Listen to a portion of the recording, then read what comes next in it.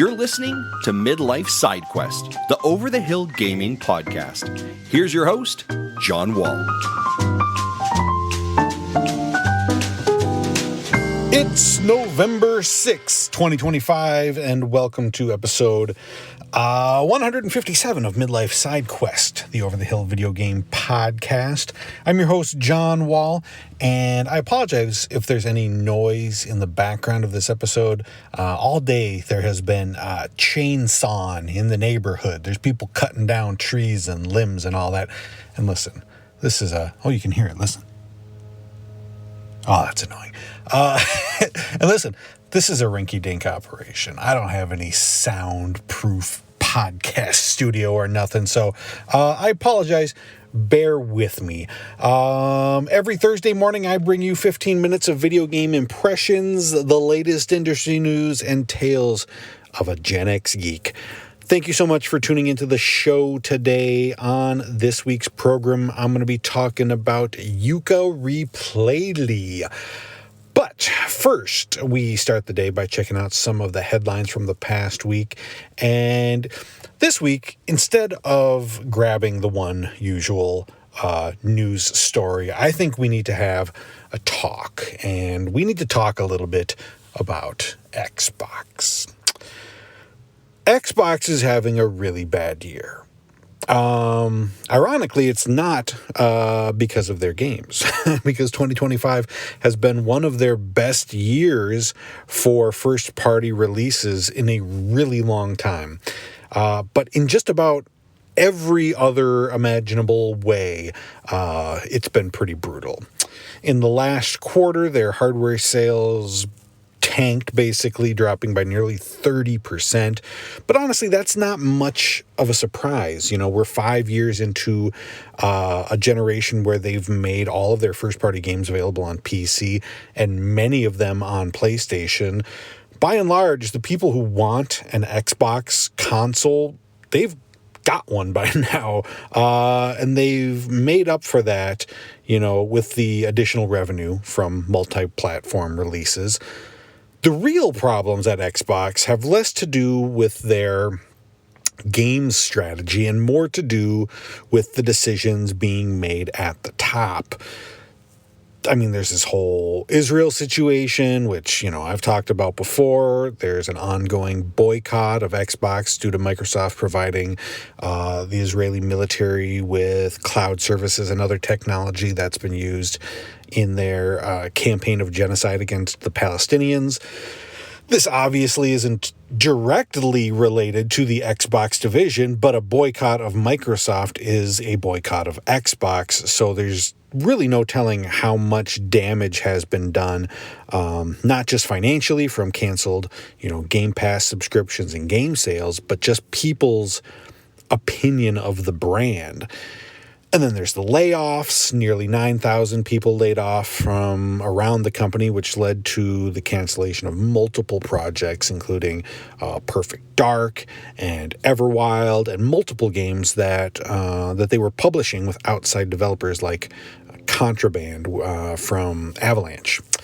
And this also led to the closure of their Santa Monica-based team, The Initiative, which was working on Perfect Dark, and closed their doors without ever having released a game.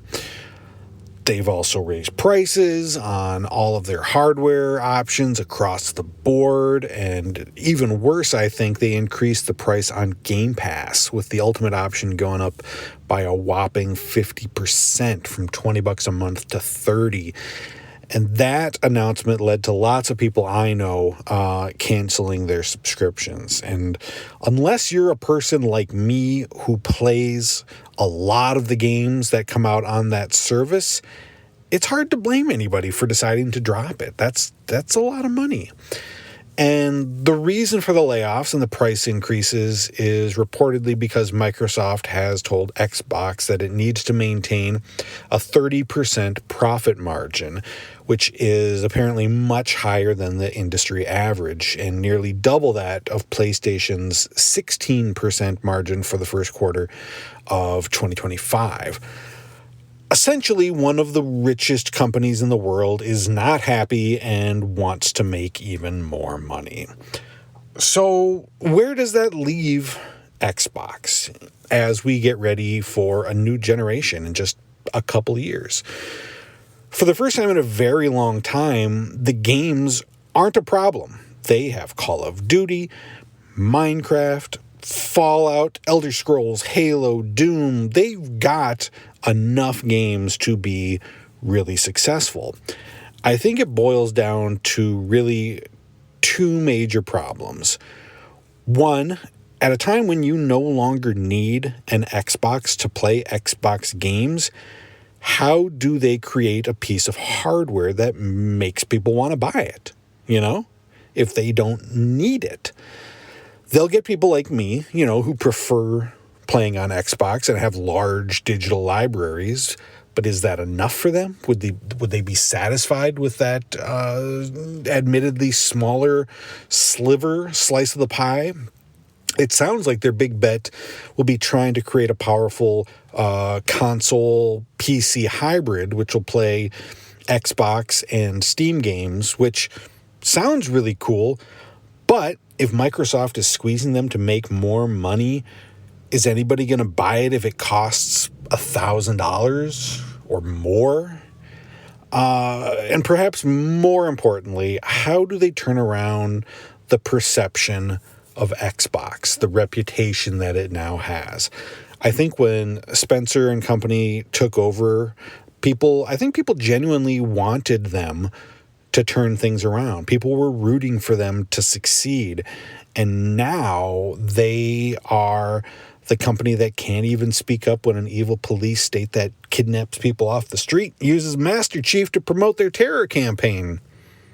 I mean, I honestly don't know how you turn around that kind of bad reputation.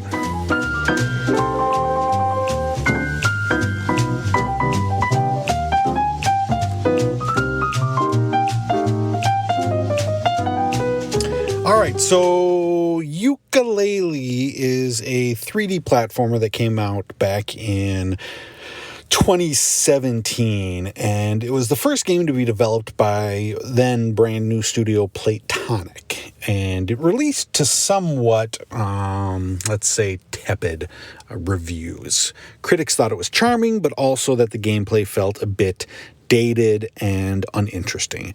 And from what I remember from playing it back then, I think I felt about the same way. It wasn't bad. It wasn't amazing. It just kind of was. It sold well enough, though, to get a sequel a couple of years later, Yooka-Laylee and the Impossible Lair, and now the first game is back with Yooka-Replaylee. Clever. Which falls kind of somewhere in between a remake and a remaster.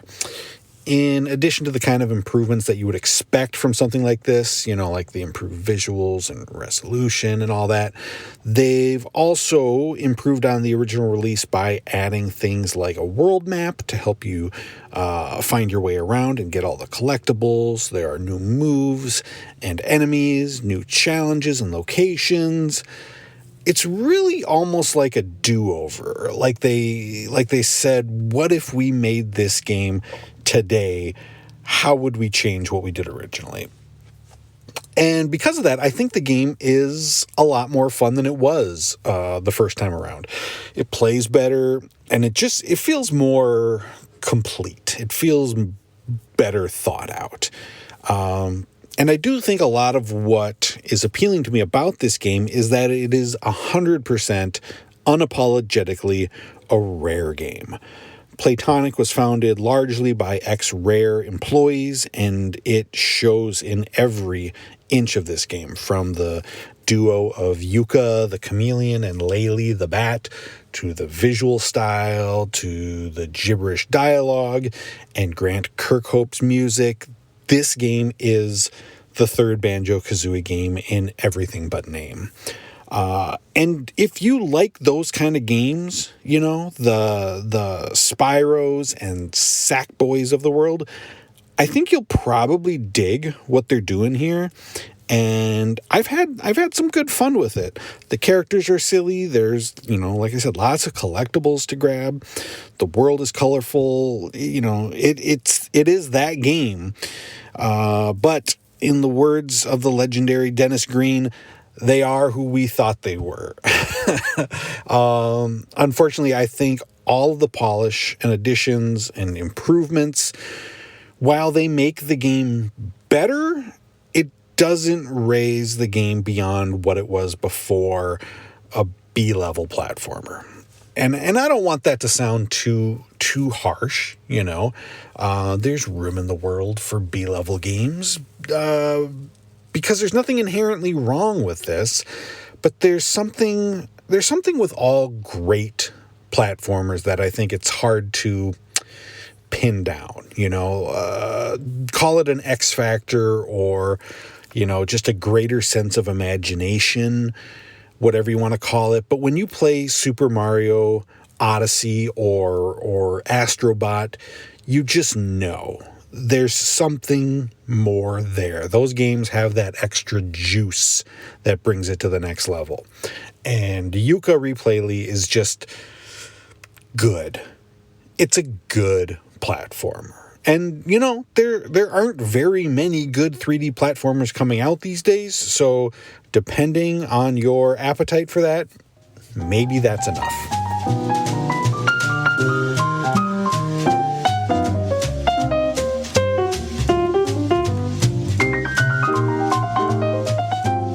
So the other day I was at an appointment. I was on my way to an appointment, and I was really thirsty, and I thought about going through a Starbucks drive-thru, but I decided against it because the office where I was going to has a Keurig in the waiting room, and I usually have like a hot cocoa from there.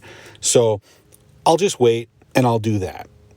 When I got to the appointment, though, there was a sign that said the Keurig was out of order. Well, farts. But, okay, this is a pretty big office building, so there must be a vending machine somewhere, right? So I went walking around, looking, and lo and behold, I found a little, like a lounge type area with a vending machine.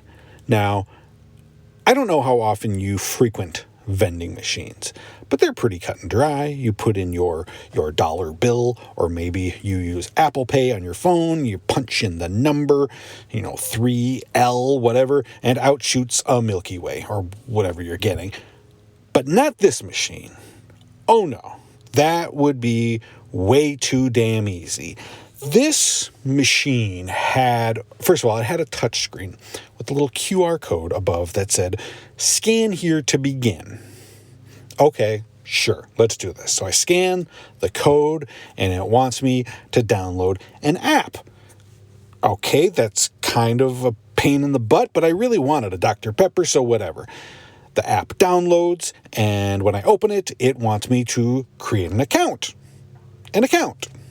I need to create an account so that I can get a Dr. Pepper.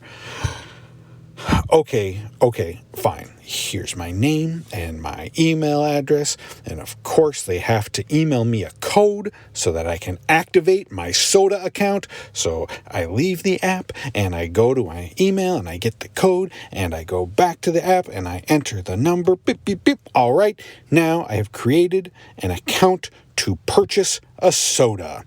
I click Start Now, and it wants me to add a location. Okay, so I go into my location settings and approve the Soda Pop app to know where I'm at, and it tells me that there is no location near me. Listen, I've come too far now to give up on this. I'm dying of thirst, and I don't want that Dr. Pepper anymore. I need that Dr. Pepper. So the other option is to enter my location manually, at which point it asks me for my location code. Okay. I search every inch of this damn vending machine, on the sides, behind it, above it, inside of it, all the signage around, and there is no location code listed anywhere. Nothing. So I haven't used the touchscreen yet, so I tap it, and it asks me for my account number. So I go back into the app, and I search everywhere, and there's no account number. There's no number to be found. And it is at this point that I reluctantly accept defeat. The robots have won. I am not meant to enjoy that ice-cold frosty Dr. Pepper. It stared at me mockingly from behind the glass door. So I deleted the app. I walked out of the room and used the drinking fountain outside of the men's restroom. I really hate technology sometimes. Oh, thank you so much for listening to Midlife Side Quest. I appreciate you making time in your day to hang out with me. You can catch new episodes of the show every Thursday morning wherever you listen to podcasts, and you can support the show by subscribing and leaving a review. So until next time, have a great week, and remember, no matter what you're doing, always give 100%, unless you're donating blood.